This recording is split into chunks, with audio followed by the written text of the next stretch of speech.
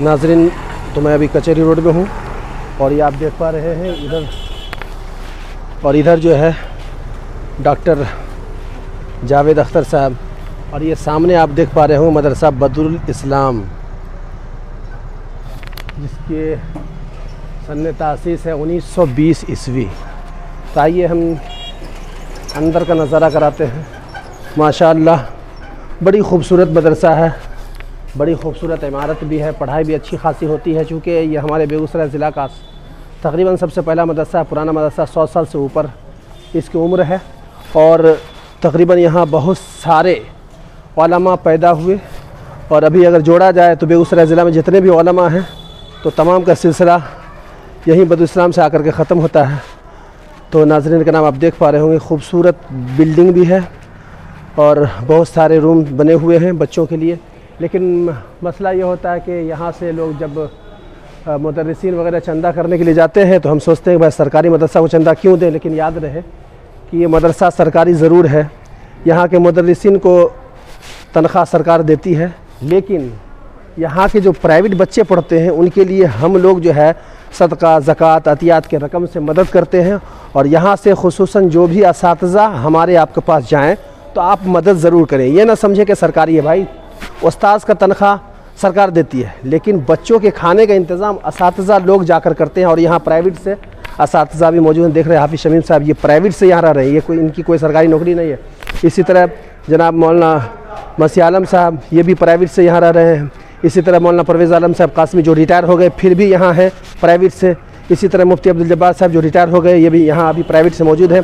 आइए मैं मदरसा के प्रिंसिपल हज़रत मौलाना मुफ्ती खालिद हुसैन साहब कासमी, जो मोहताज तारुफ़ नहीं हैं, मैं उनका तारुफ़ कराता हूँ। अभी हम मदरसा बदरुल इस्लाम के दफ्तर में पहुँचे हैं और अभी जो हाल में सदरुल मुदर्रिसीन हज़रत मौलाना मुफ्ती खालिद हुसैन साहब कासमी निमवी, जो मोहताज तारुफ़ नहीं है, हम सब जान रहे हैं। आइए इनसे मिल कर के जानना चाहते हैं कि यहाँ किस मेयार की तालीम होती है, पहले क्या और अब क्या, और कितनी बच्चियाँ हर साल जो है एडमिशन लेते हैं, और कहाँ तक की तालीम होती है, आलिम तक, फाजिल तक, वो पूरी जानकारी हम इनसे लेंगे। ये मदरसा बदरुल इस्लाम अपने आप में बेगूसराय के लिए एक इल्मी तुरास है, हेरिटेज ऑफ बेगूसराय, या हिंदी में उसको कहिए कि बेगूसराय के लिए एक धरोहर है। इल्मी, फ़िक्री, समाजी, मिली हर सतह पे इस इदारे की जो अज़ीम ख़िदमात हैं, और ये ख़िदमात 105 सालों पर मुहित है, और माशाअल्लाह आज भी ये चमन आबाद है, सदाबहार है।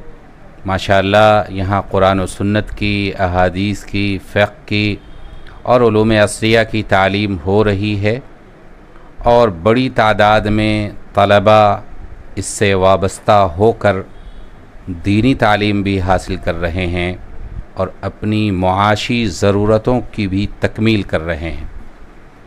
किसी बड़े से बड़े कॉलेज, टेक्निकल इंस्टीट्यूट और सनती इदारे की वो ख़िदमात नहीं हो सकती हैं, नहीं हैं, जो अकेले इस इदारे का है। हज़ारों की तादाद में इसकी सर्टिफ़िकेट पे मुख्तलिफ़ किस्म की सरकारी नौकरियों में लोग लगे हुए हैं, मुल्क की भी खिदमत कर रहे हैं और अपने ख़ानवादे की और अपने इलाक़े की भी खिदमत कर रहे हैं। वो सब के सब मदरसा बदरुल इस्लाम के फ़र्जंदान हैं।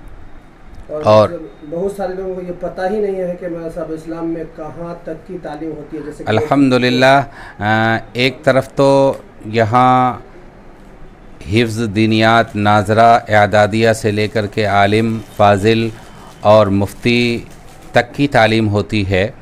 इसी तरीक़े से मदरसा बोर्ड से वाबस्ता होकर फ़ौक़ानिया, उसके बाद वस्तानिया, फ़ौक़ानिया, मौलवी, आलिम और फ़ाज़िल, यानी 8वें क्लास से लेकर के पीजी तक, पोस्ट ग्रेजुएट तक की इस इदारे से तालीम होती है।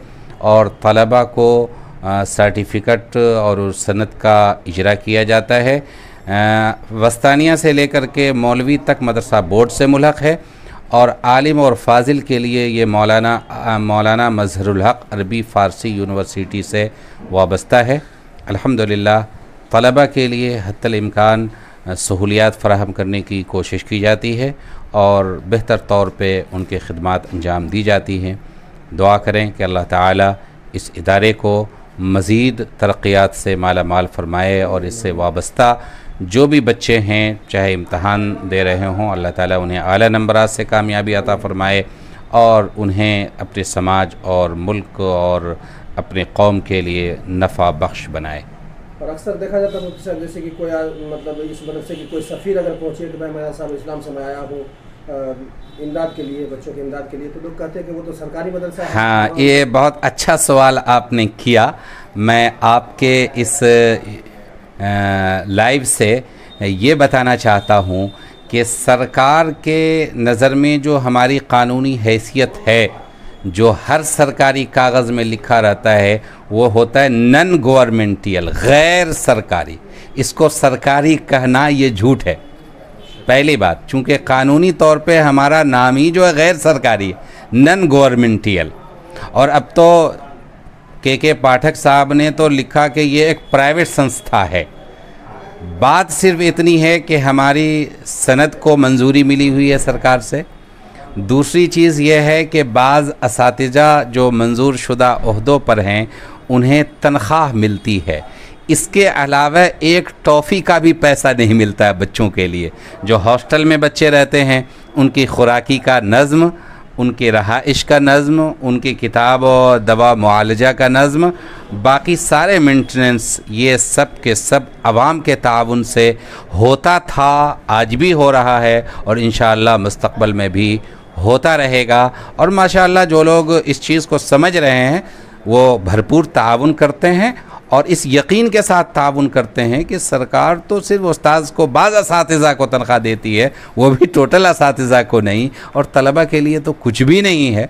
अब देखें ना, मसलन बेंच है, अगर किसी स्कूल से लिख करके जाता है कि हमको बेंच की ज़रूरत है तो एक हफ़्ते में जो है सैकड़ों बेंच दस्तयाब कराए जाते हैं, हमें बेंच ख़रीदना पड़ता है। अभी हमारे यहाँ गर्मी के ज़माने में मोटर ने काम करना बंद कर दिया। अब हम लोग चंदा कर रहे हैं कि किसी तरीके से समरसेबुल लगाया जा सके, और कोई स्कूल लिख करके दे दे तो फ़ौरन समरसेबुल लग जाता है। यही फ़र्क है।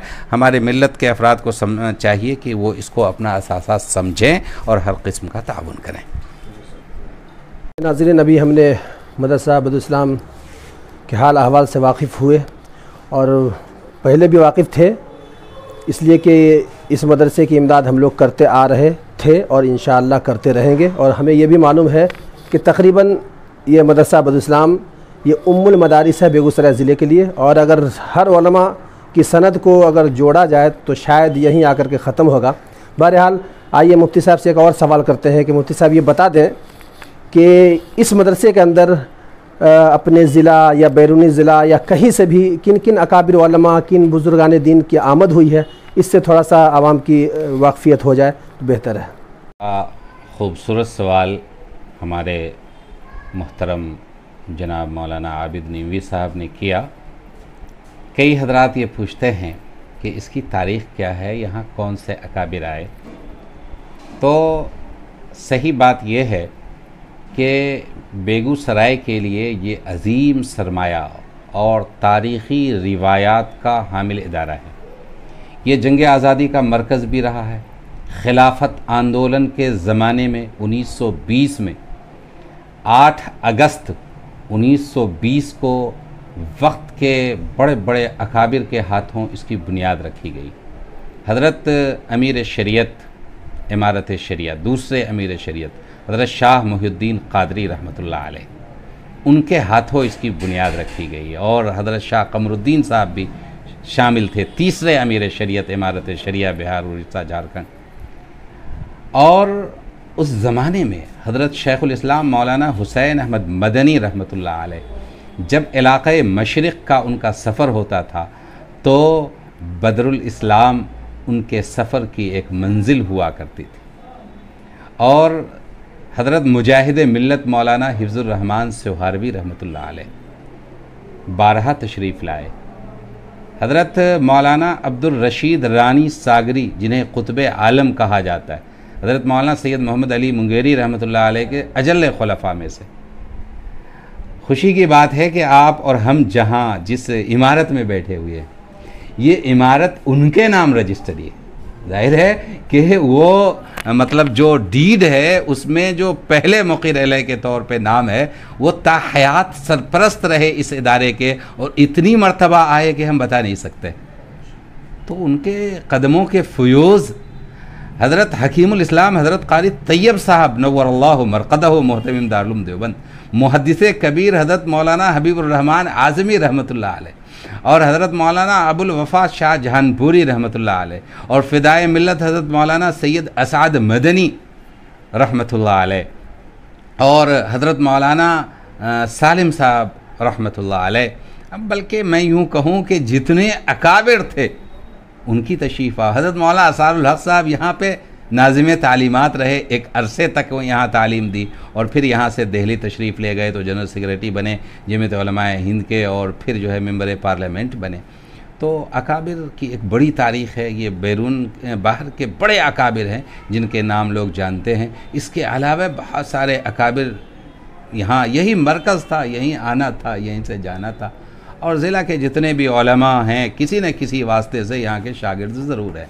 लिहाजा ये उम्मुल मदारिस भी है। सिर्फ बेगूसराय के लिए नहीं, मैं गुज़िश्ता दिनों मधेपुरा गया हुआ था, तो वहाँ पे बताया कि यहाँ सारे मदरसा बदरुल इस्लाम की खिदमत है, सारे हजरात वहाँ से फ़ैज़ याफ़्ता है, और उसी की वजह से यहाँ पे सही अक़ीदा और सही कुरान और सुन्नत पे अमल का जज्बा पैदा हुआ।